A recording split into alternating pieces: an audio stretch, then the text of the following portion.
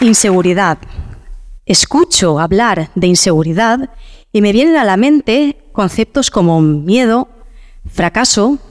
Cada uno de ellos me transmite una intensidad y unos sentimientos diferentes que me generan paralización e incluso dificultad para tomar mis propias decisiones. La primera vez que impartí una clase estaba frente a un aula en la que todas las personas me doblaban la edad. Había practicado durante todo el verano mi voz, mi presentación, los contenidos. Nada podía salir mal, hasta que llegó el gran día. La verdad es que todo salió estupendamente hasta que finalicé esa clase. En ese momento sufrí una bajada de tensión, con lo bien que me había ido. ¿Cuántos de vosotros os consideráis una persona insegura? Levantad la mano. Y de las personas que tenéis la mano levantada, ¿cuántos de vosotros conocéis qué es el síndrome del impostor? Bueno, bien, veo que una buena parte lo conoce. De todos modos, os cuento. El síndrome del impostor fue descrito por primera vez en 1978 y cerca de un 70% de las personas lo sufren alguna vez a lo largo de sus vidas.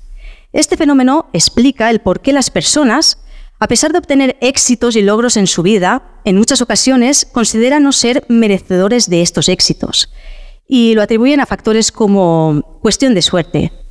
Famosas como Jennifer López y Michelle Obama han reconocido haberlo sufrido alguna vez a lo largo de sus vidas.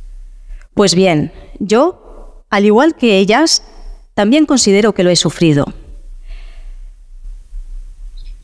Después de mucho tiempo sin saber qué es lo que me pasaba exactamente, leí en algún sitio acerca del síndrome del impostor y me sentí muy identificada porque me di cuenta de que yo también lo sufría. Desde ese momento decidí tomar acción. Ahora, cada vez que revivo una situación similar, recuerdo aquella bajada de tensión y sigo sufriendo esos sentimientos que me paralizan, pero, por ejemplo, ahora no me está pasando. Así que debo de estar empezando a gestionar mejor mi inseguridad, ¿no creéis?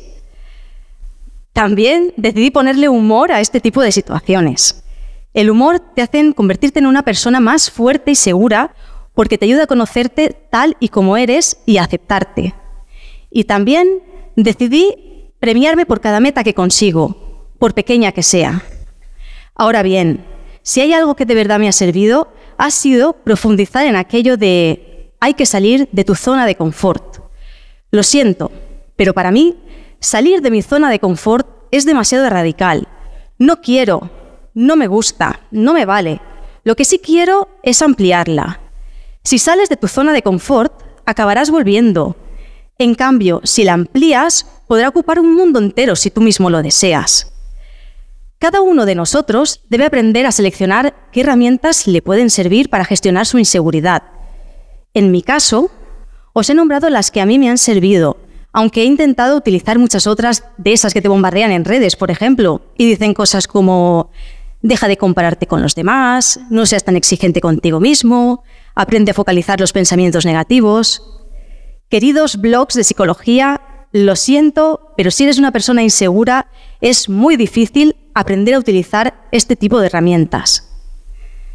En definitiva, gracias a haber leído acerca de este síndrome y haber detectado que lo sufría, hoy puedo decir aquí que he decidido ampliar mi zona de confort para incluir en ella mi inseguridad.